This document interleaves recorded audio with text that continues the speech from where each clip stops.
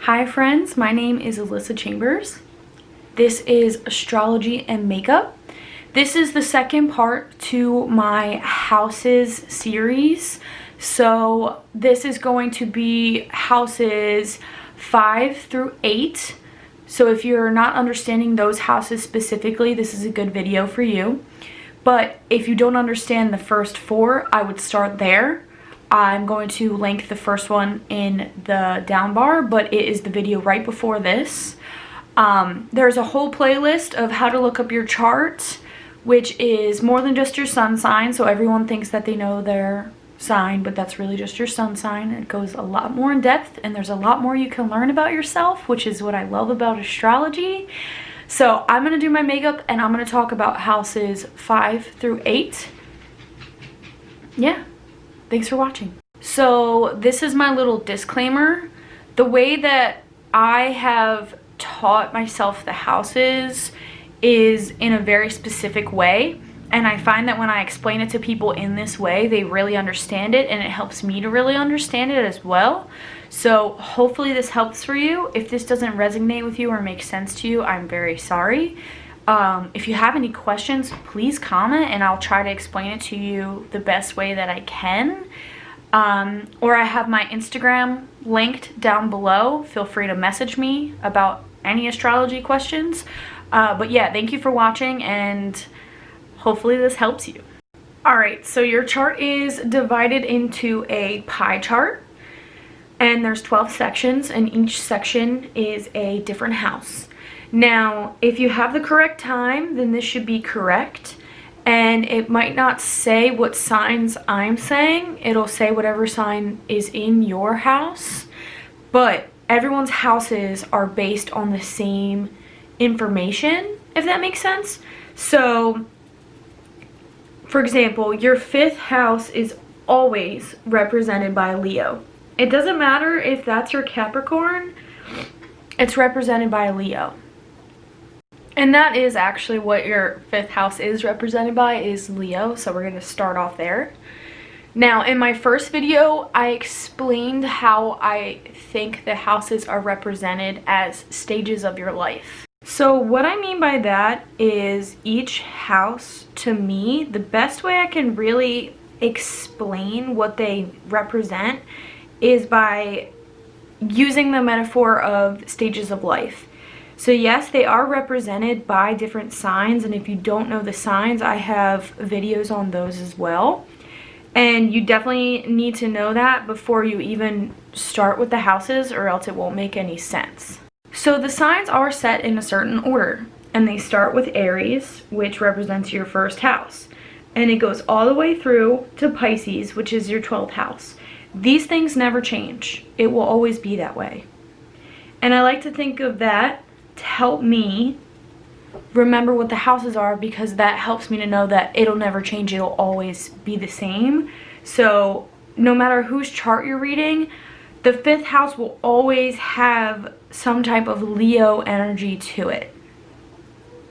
This is the area in your life, or areas in your life, where you start to have fun, where you start to like understand that the influence you have on other people, not so much observing others, but more of like noticing that people observe you instead.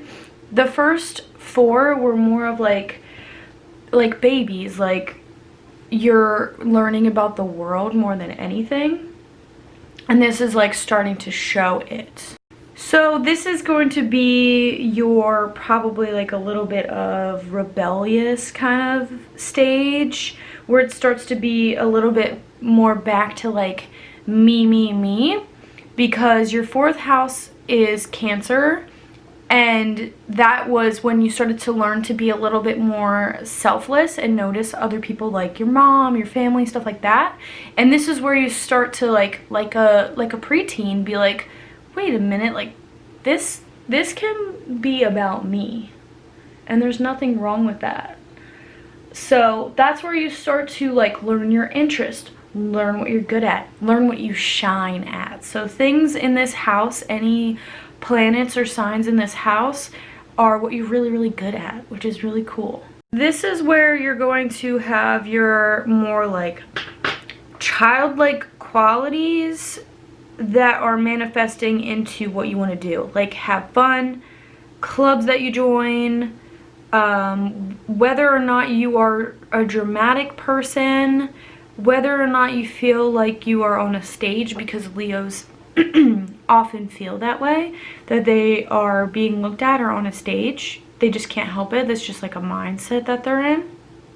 This is going to be also where you start to, you know, when you're that age, like develop crushes or learn who you like, where you're going to start to like get feelings for people and feel passionate about things, because Leo is a fire sign, so therefore the 5th house is represented by fire. And it's where you're going to learn what your passions are in people, in life, in all of the things around you. But because when you're a preteen, even though you don't believe it, you still are very childlike, and anything in your 5th house is going to show that. So anything that you're really goofy at, sometimes your sense of humor a little bit, how you were treated as a child will really show through here, and how you feel about that. So childhood trauma a little bit in like an ego kind of way, where the 4th house is more of like an emotional family kind of way. So if you have in somebody's chart and you're trying to look at their trauma, which is kind of like invasive a little bit, but the 5th house will be how they feel about their ego. For example, if their sun or moon is in the 5th house, then they're probably like fun and goofy and childlike, but they probably also struggle with being a little bit egotistical. Your 6th house is represented by Virgo, which is an earth sign. This is where you start to grow up a little bit, in a sense that you start to realize like, yeah, that was fun and all, but now I should maybe focus on growing up. And like, this is where your job would be when you start to work. This is where you're organized. This is where you start to take charge of the organization, and kind of like where you seek to control things a little bit. It's where you start to get serious or not serious about your health, and your body and your stability. More than anything, Earth is always related some way to your stability. Virgo is known, and the biggest like joke I guess you could say about them is that they're super, super, super organized. And I think it's because, to me, it reminds me of when you finally like get to want to move out and kind of stuff like that, where you want to get your own car and where you want to start to take care of yourself and not rely on others, because you're figuring out that you can do that. So it's where you're really kind of no nonsense. And I do know a lot of Virgos who are really funny, but I find that they are more of like, stop joking around, this is what we're doing. So things in your 6th house are starting to be a bit more business-like, if you will, because you're trying to take care of yourself. I think that Virgo, or your 6th house, is a lot of figuring out kind of like what job you don't want to have. This is more of your grunt work, if that's the right word. Imagine how you were at your first job, and if you still work there, it doesn't matter because you're probably still this way. Your first job is when you start to realize almost like the totem pole, if that makes sense.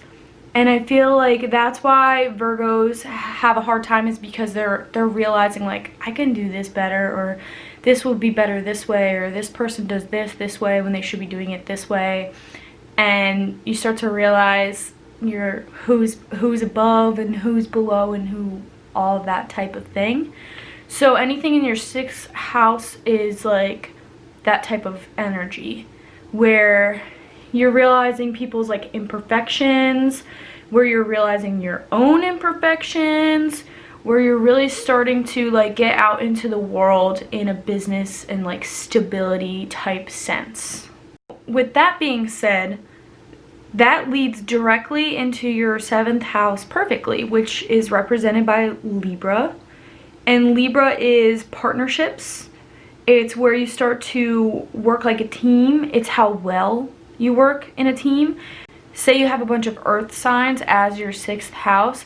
That really shows that you are probably more of a no-nonsense kind of person in a business-like setting, where your 7th house is where you start to love and appreciate other people and learn how to be a partner or not be a partner. Now, while I think that Leo, which is your 5th house, is kind of like almost like your first love per se, your 7th house is where you should be finding your partner. 7th house is kind of important for how you love, your love language, and what type of person you should be with. Also, what type of person you shouldn't be with, or sometimes honestly if you should be with anyone at all. Libra, which is what represents the 7th house, is air. So that's more speech and intellect, the way that you think. But now this is more of like you taking what you've learned from your 3rd house or Gemini and reestablishing it into your 7th house on, okay, so I don't think I'm very good at this, so I should find a person who does this or that for me.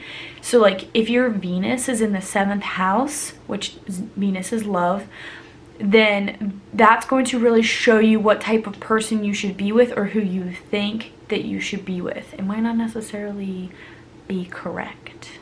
And it doesn't necessarily have to be love. Like, you don't have to take it as partnership in that way. It's any type of partnership. It's how you act in a group setting involving other people. So if you have a 7th house and it's full of earth, you try to be the most stable one. You probably try to hold it down. If you have water in there, you probably struggle emotionally with partnerships. You probably feel very lovey-dovey or strong about people. So this is a really good place to look at if you're in a business venture. So say you wanted a business partner and you know that you're really fiery or really watery, you want to look for someone who's probably more grounding in order to stabilize the relationship and make it so that way you guys will be successful in the future. This works the same way for your enemies. So if you start to have enemies, it's why you're more open about it and also why they are your enemy. It might not be obvious to you, but it's probably obvious to other people. So say that you have a Venus, so how you love is a water sign in your 7th house, and you hate this person who has an earth Venus or a water Venus and you don't know why. And it's because they either remind you of themselves or you hate that they're so like dead inside, or you think that they are, but that might not necessarily be true. You might just be perceiving somebody that way. Now, your 8th house is very heavy. That is represented by Scorpio, and that is a lot of deep inner thoughts, issues. It's where you're the most secretive. It's how you feel about like spooky things, death. It's all of your most like mysterious parts of yourself, I would say. It's where you start to bring it back in and you start to think more on the inside of your thoughts rather than verbalizing it to other people, because you're starting to learn sometimes you have to be secretive. So your 8th house is your most like innermost thoughts and very, very deep emotions.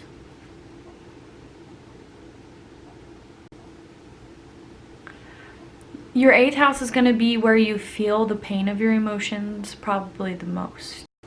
Unfortunately, because it's your 8th house that's making you think about your emotions, it's also going to make you dwell on them.